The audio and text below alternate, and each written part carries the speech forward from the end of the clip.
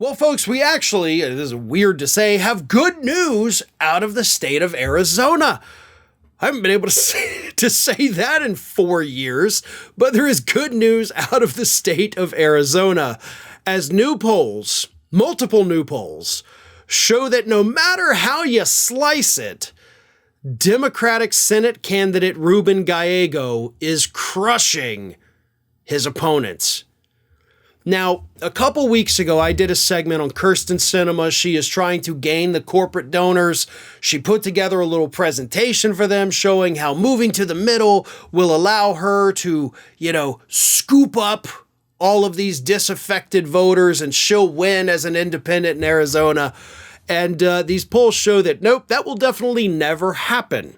Kyrsten Sinema is effectively in her last term as senator, because these new polls show that even in a three-way race, Ruben Gallego, the Democratic candidate, comes out on top.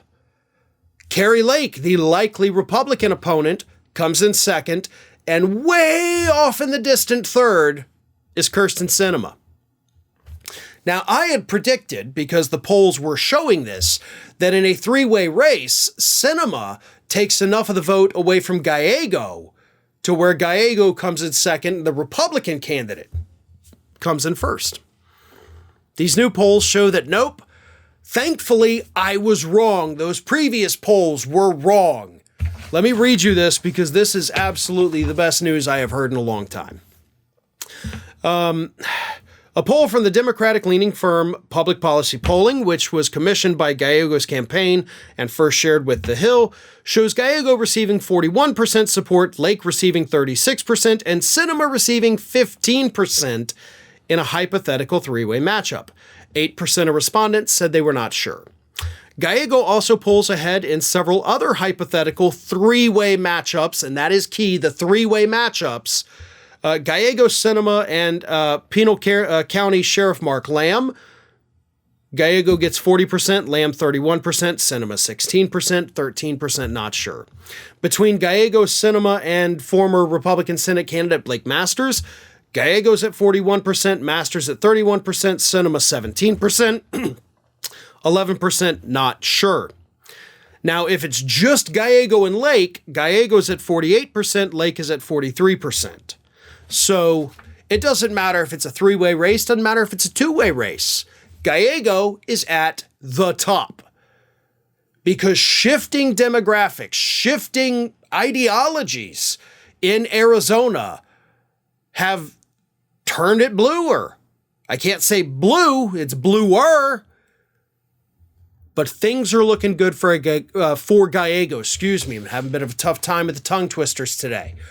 But Gallego is right now riding on a high, and that needs to continue. He cannot let his foot off the gas because he sees things, hey, everything's going my way, I'm good to go, right? No. It's a perfect storm right now. Republicans, especially in Arizona, are in complete and total disarray. Kari Lake continues to make a fool of herself nationally. She's making a fool of Arizona, and the voters are getting angry about it. Kyrsten Sinema doing the same thing for Arizona. She has embarrassed them. She has let them down. She has betrayed them. And if Gallego can, capitalize on all of that for the next 13 months, I know it's a long time, but you got to do it for 13 months. But if you can do it, we can get rid of Sinema. We can get rid of Kari Lake. And we might actually have a pretty decent Democrat holding that seat finally. That's what we're looking at right now. But again, 13 months to go. Ring of Fire has fresh content 7 days a week, so if you want to be reminded about it, don't forget to subscribe to the channel, hit the little bell to be notified every time a new video goes up.